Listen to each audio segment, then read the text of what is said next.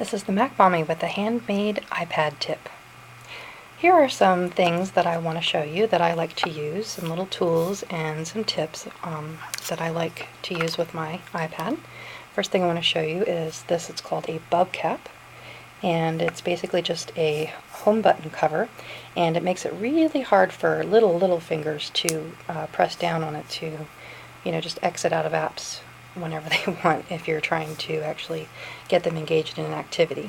The next thing that I wanted to show you is, you know how you can engrave your iPad to personalize it? Well, I decided not to do that with mine, and instead I opted to just put a nice clear label on it. You can see it's got my email address and my business phone number in case this should ever be misplaced, God forbid, and some good Samaritan would decide to turn it in. They've got a way to identify it and who to contact. And I just used a regular label maker.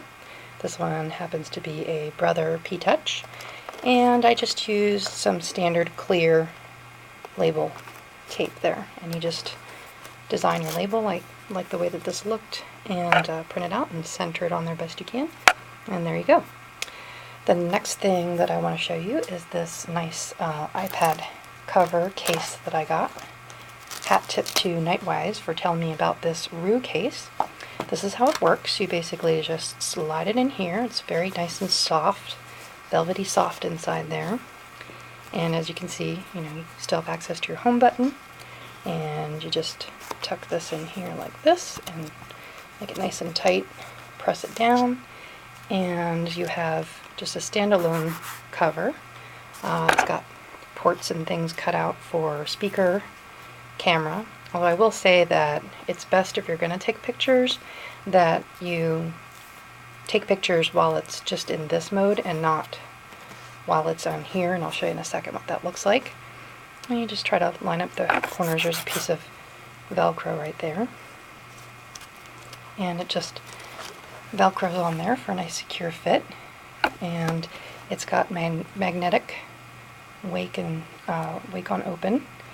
I really love that it's got all these different angles to adjust it for when you're maybe laying in bed watching TV or something. And of course then, because you can detach it, you can take it right off and switch the orientation, and now you can watch it standing up. Maybe you want to have like a FaceTime conversation or something like that.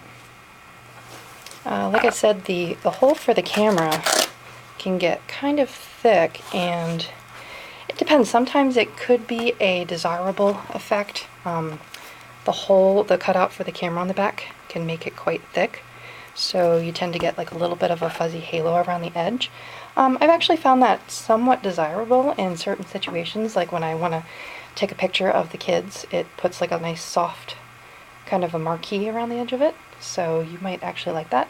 But if you want to have a crisper photo without that little bit of reflection, then you probably want to shoot without it.